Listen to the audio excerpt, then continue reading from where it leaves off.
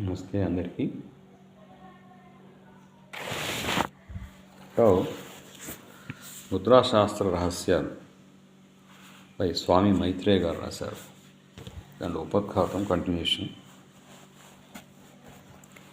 చేతి వేళ్లను వివిధ రీతులతో తాకించి ఉంచడాన్ని ముద్ర అంటారు. శరీరాన్ని మనసును అనుసంధానం చేసేదే ముద్ర. సంస్కృత భాషలో ముద్ అంటే ముదిత అంటే ఆనందం, ద్ర అంటే దైత్వాన్ని పోగొట్టేది, ద్వైతాన్ని పోగొట్టేది. కార్యాలయ అధికారిక గుర్తును కూడా ముద్ర అంటారు. భాష లేకుండా భావాన్ని తెలియపరచగలిగేదే ముద్ర. ఈ ముద్రల ప్రభావాన్ని తెలుసుకోవాలంటే శారీరక తత్వాలను, దోషాలను, పంచభూతాలను సమన్వయపరిచే టీవీ రిమోట్ లాంటి స్విచ్లు మన శరీరంలో ఎక్కడున్నాయో తెలుసుకోవడం ముఖ్యం. వీణలోని తీగల బిగింపు, సడలింపులను అనుసరించే కదా సంగీతంలో తారాస్థాయి, మంద్రస్థాయిలను నియంత్రించడం సాధ్యపడుతుంది. అలాగే శారీరక తత్వాలను సమన్వయపరచుకోవడానికి చేతి వేళ్లను కావలసిన రీతిలో అమర్చడం ఎలాగో తెలుసుకోవడం అతి ముఖ్యం. మన శరీరమంతా నరాల ద్వారా అనుసంధానింపబడిన ఎలక్ట్రానిక్ సర్క్యూట్ వంటిది. దాని టెర్మినల్స్ వేలి కొనల్లో నిగూఢమై ఉన్నాయి. చేతి వేళ్ల కొనలను శక్తివాహకాలుగా చెప్పుకోవచ్చు.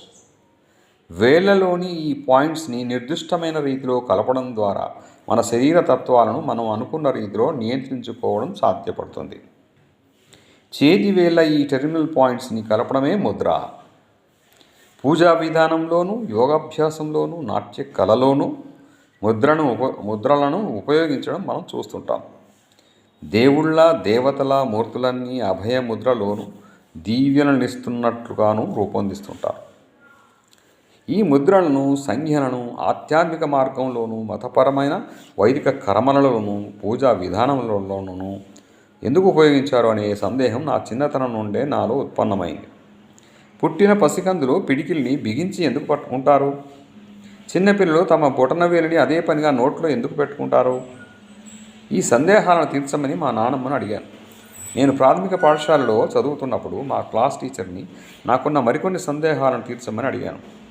మూత్రానికి వెళ్ళవలసి వచ్చినప్పుడు నేను చిటికన వేలిని ఎందుకు చూపించాలి? దాహం వేస్తున్నప్పుడు బొటన వేలిని ఎందుకు చూపించాలి? నమస్కారం చేస్తున్నప్పుడు రెండు చేతులు ఎందుకు జోడించాలి? నేను ఇంకాస్త పెరిగి పెద్దవాడినై ఉన్నత పాఠశాలకు వెళ్తున్న స్థాయిలో నాకు మరికొన్ని సందేహాలు కలిగాయి.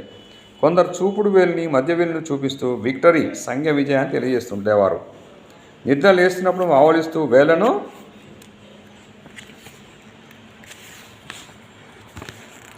నోటికి దగ్గరగా తెచ్చి చిటిక వేస్తూ ఉండేవారు.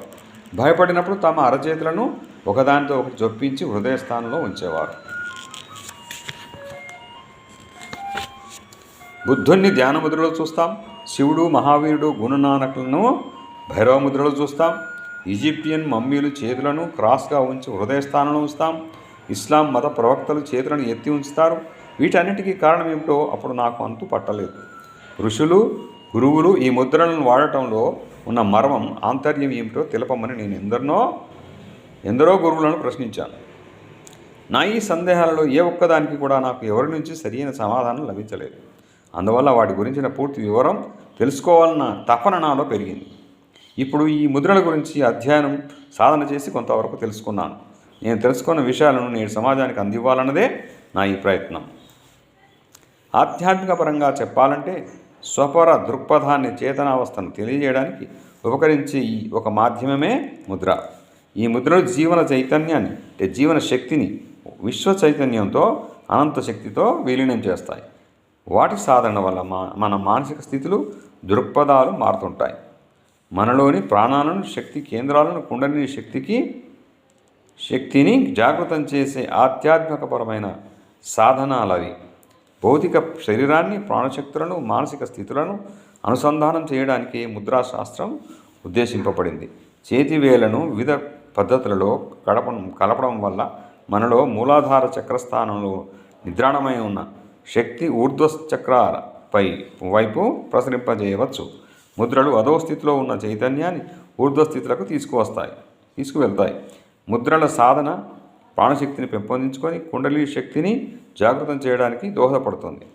స్థూల సూక్ష్మ కారణ శరీరాలను ముద్రలు అనుసంధానం చేయగలుగుతాయి. అయితే ఈ విషయం తెలుసుకోవాలంటే మనలో అత్యంత చైతన్య స్థితి సూక్ష్మగ్రాహ్యం అవసరం. ముద్రల సాధన వల్ల వ్యక్తిలోని సూక్ష్మ ప్రాణం విశ్వజనీయమైన చైతన్యంతో అనుసంధానం అవుతుంది. అత్యున్నతమైన చేతన స్థితికి మనల్ని చేర్చడానికి ముద్రలు బాగా ఉపకరిస్తాయి. Okay, thank you.